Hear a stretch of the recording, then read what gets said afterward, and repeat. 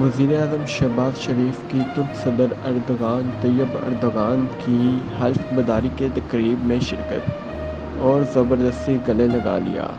हर कोई देखकर हंसने लग गया।